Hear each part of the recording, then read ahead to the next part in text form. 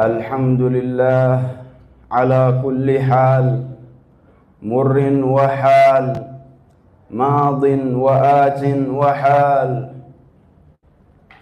أشهد أن لا إله إلا الله وحده لا شريك له شهادة يعرب بها اللسان عما تضمنه الجنان من التصديق بها والإذعان. وأشهد أن سيدنا محمدًا العبد الصادق في قوله وفعله، والمبلغ عن الله ما أمره بتبليغه لخلقه من فرضه ونفله، عبد أرسله الله للعالمين بشيرًا ونذيرًا، فبلغ الرسالة وأدى الأمانة ونصح الأمة وجاهد في الله حق جهاده.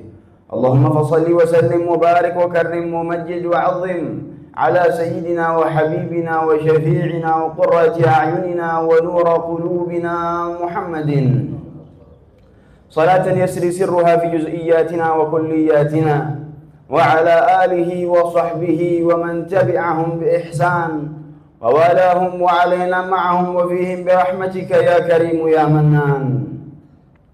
أما بعد عباد الله، أوصيكم ونفسي بتقوى الله، فإن تقوى الله الذي لا يقبل غيرها ولا يرحم إلا أهلها. والله سبحانه وتعالى يقول في محكم تنزيله: يا أيها الذين آمنوا اتقوا الله حق تقاته ولا تموتن إلا وأنتم مسلمون. Hadirin sidang jamaah salat Jumat yang dimuliakan Allah Subhanahu wa taala. Waktu demi waktu kita jalani, hari demi hari kita lalui, tahun demi tahun, dan terus seperti itu. Dan semua yang kita lakukan dan semua yang telah kita lalui, semuanya akan dimintakan pertanggungjawaban di hadapan Allah Subhanahu wa taala. Dan setiap masing-masing individu dari kita akan berjumpa, dipanggil ke hadratullah, menghadap Allah Subhanahu wa taala. Nabi sallallahu alaihi wa ala alihi wa sahbihi wa baraka wasallam, beliau bersabda di dalam hadisnya, "Ma minkum min ahadin illa wa sayukallimuhu rabbuh." Tidak ada seseorang di antara kalian kemudian kecuali ia akan dipanggil menghadap Tuhannya Allah Subhanahu wa taala untuk dimintakan pertanggungjawaban di hadapan Allah Subhanahu wa taala. Ma minkum min ahadin illa wa sayukallimuhu rabbuh laisa bainahu wa bainahu tarjuman. Tidak ada penterjemah dari bahasanya ke bahasa Allah atau sebaliknya. Fayanzuru ila aymana minhu fala yanzuru illa ma qaddam. Fayanzuru ila ashmala minhu fala yanzuru illa ma qaddam. Fattaqun nar walau bishiqqi tamrah. Kemudian Nabi menjelaskan, tak kala ia menoleh ke arah kanan, maka ia dapati semua amal-amal kebaikan yang ia peroleh di dalam kehidupan dia semasa hidupnya di muka bumi Allah Subhanahu wa taala. Manakala ia menoleh ke bagian kirinya, maka yang ia dapati hanyalah amalan-amalan buruk yang ia lakukan semasa hidupnya. Wa yanzurun nar tilqa wajhih, maka ia dapati amalan buruknya lebih banyak daripada amalan baiknya. Pada saat itu yang ia dapat lihat hanyalah kobaran api nerakanya Allah Subhanahu wa taala. Dan Nabi sallallahu alaihi wasallam katakan, fattaqun nar walau bisyiqqi tamrah. Takutlah kalian dari api neraka walaupun rasa takut kalian sebesar biji kurma. Allah Subhanahu wa taala dan Rasulnya sallallahu alaihi wasallam banyak memberikan kita toleransi untuk mengetahui batasan-batasan manusia. Allah Subhanahu wa taala memerintahkan kita untuk mentaati setiap perintah-perintahnya. Namun Allah Subhanahu wa taala tahu bahwa kita adalah manusia yang lemah.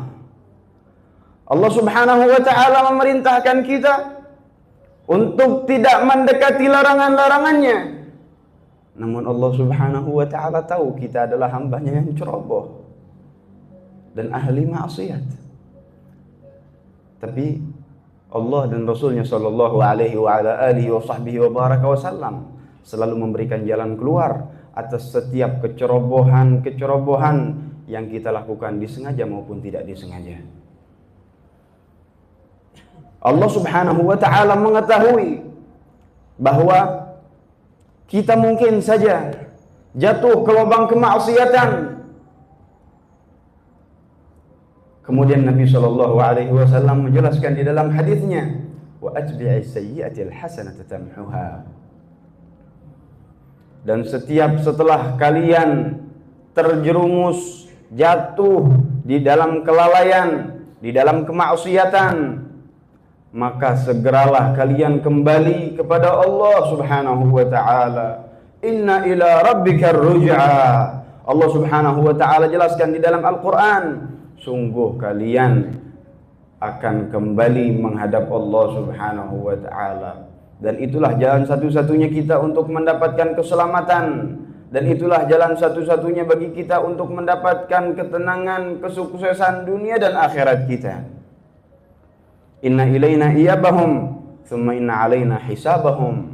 Semua akan kembali kepadaku, kata Allah Subhanahu wa ta'ala. Dan setiap dari kalian perhitungannya ada di tanganku, ada di mizanku, ada di dalam perhitunganku, kata Allah Subhanahu wa ta'ala. Tabarakalladzi biyadihil mulku wa huwa ala kulli syai'in qadir.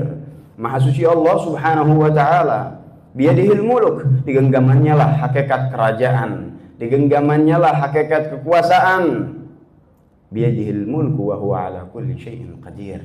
Dan ialah zat yang mampu melakukan segala-galanya sesuai kehendak Allah Subhanahu wa ta'ala. Alladzi khalaqal mauta wal hayah.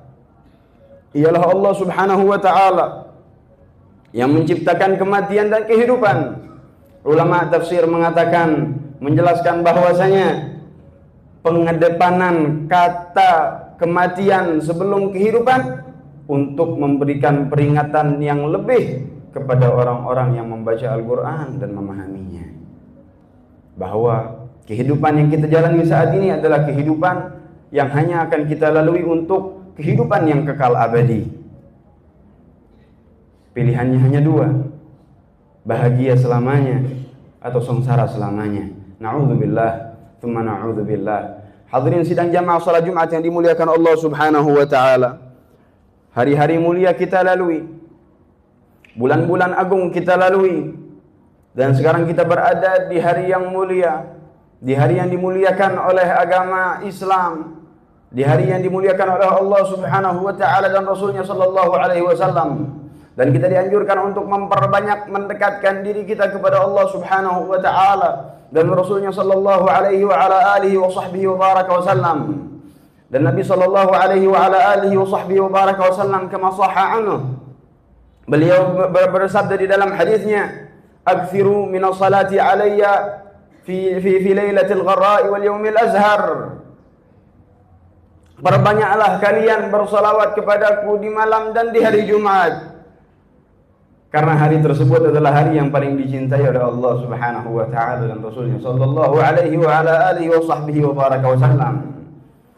Al-Faqir selaku khatib pada siang hari yang mulia ini, dari mimbar yang suci ini, mengajak kita sekalian untuk kembali mendekatkan diri kita kepada Allah Subhanahu wa ta'ala, untuk kembali mengokohkan iman kita kepada Allah Subhanahu wa ta'ala, untuk kembali menserah dirikan diri kita, keinginan kita, tujuan hidup kita kepada keridhaan Allah Subhanahu wa ta'ala dan Rasulnya sallallahu alaihi wa ala alihi wa sahbihi wa baraka wasallam.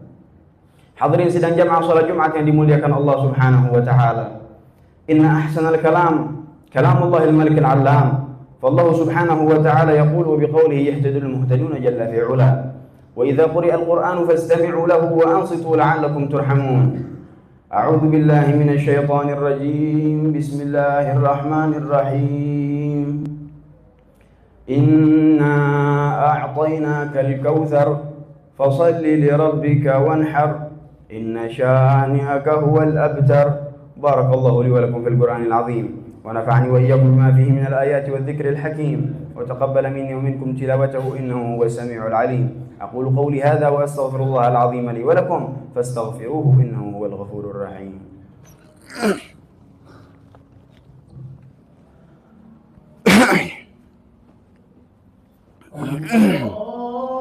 اللهم صل على سيدنا محمد وعلى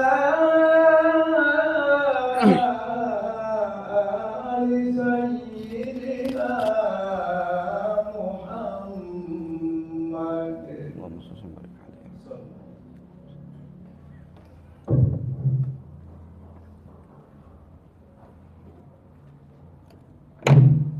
الحمد لله منه المبتدأ وإليه المرجع والمآب.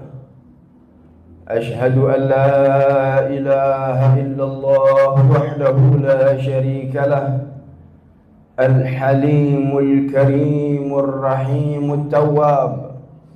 وأشهد أن سيدنا وحبيبنا وقائدنا ونور قلوبنا محمد سيد الأحباب. اللهم فصل وسلم وبارك وكرم ومجد وعظم على سيدنا محمد وعلى آله والأصحاب، صلاة وسلاما ترفع بهما بيننا وبينه الحجاب، وتدخلنا بهما عليه من أوسع باب، وتسقلنا بهما بيده شريفة أعذب الكؤوس من أحلى شراب. أما بعد عباد الله، فإني أوصيكم وإياي بتقوى الله، فإن تقوى الله الذي لا يقبل غيرها ولا يرحم إلا أهلها. والله سبحانه وتعالى أمرنا بأمر بدأ فيه بنفسه، وثنى بملائكته المسبحة بقدسه، وأيدها بالمؤمنين تعميما، وقال مخبرا لكم وآمرا لكم تكريما: إن الله وملائكته يصلون على النبي يا أيها الذين آمنوا صلوا عليه وسلموا تسليما. اللهم فصل وسلم وبارك وكرم ومجد وعظم على سيدنا محمد ما اتصلت العيون بالنظر، وتزخرفت الأرضون بالمطر، وحج حاج واعتمر، ولبى وحلق ونحر، وطاف بالبيت العتيق وقبل الحجر. اللهم اغفر للمسلمين والمسلمات والمؤمنين والمؤمنات الأحياء منهم والأموات، إنك سميع قريب ومجيب الدعوات وقاضي الحاجات. يا رب الأراضين والسماوات، نسألك بجاه خير البريات سيدنا محمد سيد السادات وآله وأصحابه الأنجم الزاهرات، وعلينا معهم وفيهم برحمتك يا أرحم الراحمين. اللهم اصلحنا وأصلح من في صلاحه صلاح الإسلام والمسلمين، اللهم ولا تهلكنا وأهلك من في هلاكه صلاح الإسلام والمسلمين. اللهم انصر من نصر الدين، اللهم واخذل من خذل الإسلام والمسلمين. اللهم اصلح الراعي بصلاح، اللهم اصلح الرعية بصلاح الراعي يا أرحم الراحمين. اللهم ومن ولي من أمر المسلمين شيئا فرفق بهم فرفق اللهم له ولمن ساهم في فعله ونيته. اللهم ومن ولي في أمر المسلمين شيئا فشق عليهم فاشقق اللهم له ولمن ساهم في فعله ونيته. اللهم انصر عن إخواننا في فلسطين، اللهم انصر عن إخواننا في فلسطين، اللهم انصر عن إخواننا في فلسطين، وانصر عن إخواننا في شتى الأرض ومغاربها يا أرحم الراحمين، يا ذا القوة المتين، يا راحم المساكين. اللهم اجعل جمعنا هذا جمعا مرحوما، وتفرقا من بعده تفرقا معصوما، ولا تجعل فينا ولا معنا شقيا ولا محروما ولا مطرودا. اللهم انا نسألك من خير ما سأله منه عبدك ونبيك سيدنا محمد، ونعوذ بك من شر ما استعاذه منه عبدك ونبيك سيدنا محمد. اللهم ربنا آتنا في الدنيا حسنة وفي الآخرة حسنة وقنا عذاب النار. عباد الله، إن الله يأمر بثلاث وينهى عن ثلاث: إن الله يأمر بالعدل والإحسان وإيتاء ذي القربى، وينهى عن الفحشاء والمنكر والبغي، يعظكم لعلكم تذكرون. فاذكروا الله العظيم يذكركم، واشكروه على نعمه يزدكم، ولذكر الله أكبر. أقم الصلاة.